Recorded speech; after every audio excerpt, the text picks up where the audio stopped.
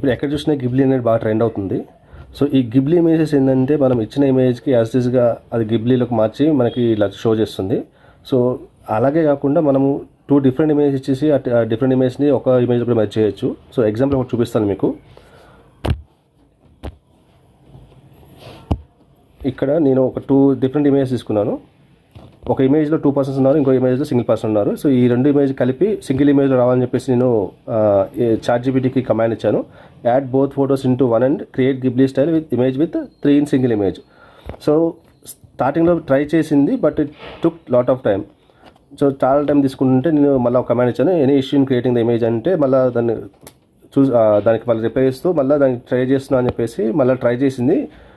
మళ్ళీ నెక్స్ట్ చిన్న కమాండ్ తర్వాత ఒక 5 మినిట్స్లో మనకి జనరేట్ చేసింది ఇది ఇమేజ్ అనేది.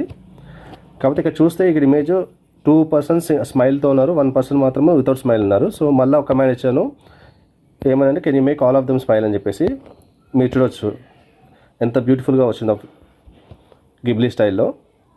సో ఈ గిబ్లీ స్టైల్ యూజ్ చేసి ఓన్లీ మనం ఉన్నదాన్నే రెప్లికా చేయకుండా డిఫరెంట్ ఇమేజ్ యూజ్ చేసి కూడా మనం మెర్జ్ చేసి ఇలాంటి బ్యూటిఫుల్ మెమరీస్ మనం క్రియేట్ చేసుకోవచ్చు.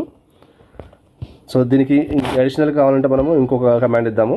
సో ఇక్కడ ఇద్దరికి స్పెట్స్ ఉన్నాయి, ఒకరికి లేదు. సో మనము ముగ్గురికి గగల్స్ ఉన్నట్టు అడ్జస్ట్ చేయమని చెప్దాము, చూద్దాం ఎలా చేస్తుందో.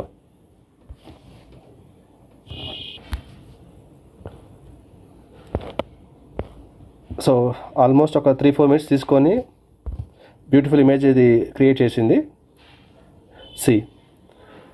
సో మీరు కూడా ఈ ChatGPTలో ఈ ఆప్షన్ యూజ్ చేసుకొని మంచి మంచి మెమరీస్ క్రియేట్ చేసుకోండి.